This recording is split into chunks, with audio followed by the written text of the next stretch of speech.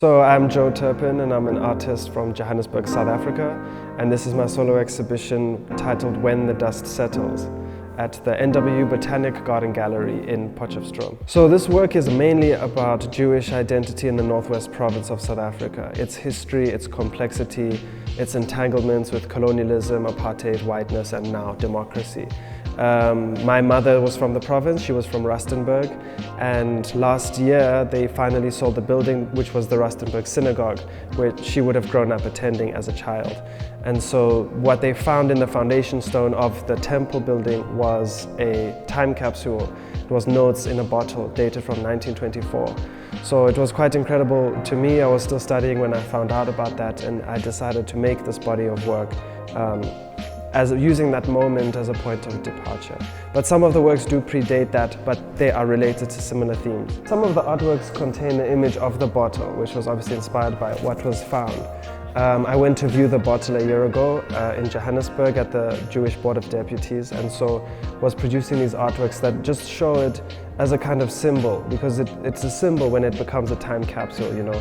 It no longer holds liquid, but it holds things like memories, identity, traces, records, and things like that, and survives calamitous events. I mean, it was there for almost 100 years on the dot, 98 years.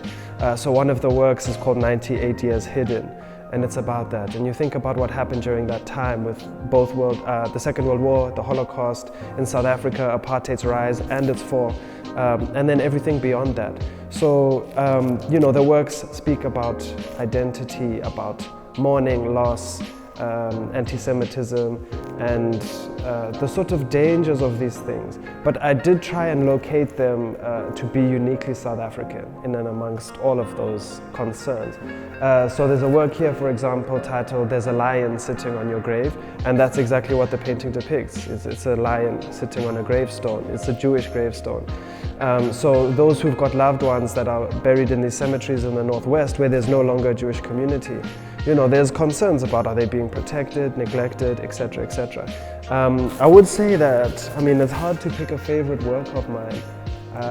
They're also meaningful to me, but it was really exciting using salt and stone in some of the sculptural works that are here. They are both titled Preventative Measures, and it's because the cemeteries in Rustenburg, the Jewish sections, would get overgrown with weeds and other forms of invasive plant life. And so what the rabbi who takes care of the sort of country, they call from Joburg, the countryside community cemeteries, they started to sprinkle salt on the ground, and that was to prevent the weeds from growing. But again, it's funny, you go to these cemeteries and it's only the Jewish section where that happens. The other sections is overgrown as well. So this image of putting salt down in order to prevent a growth was really poignant to me, and I thought these are mediums to use in artwork, whether it's the salt, the earth, or the gravestone itself, you know. So I think those are probably the ones that were most exciting right now for me to work on this year, and it's the first time they are being exhibited as well. Some of these artworks have been shown elsewhere, but those ones, it's a debut. Well, one thing I try to do when I make my work is to use symbols that are familiar to everybody, diverse groups of people, no matter who they are. So some things might be codified if they're cultural. You can't access it, you don't know what that symbol is or what that word means, but there might be something else that you can see, like an animal or a broomstick, or in this case the bottle, I think, is quite ubiquitous.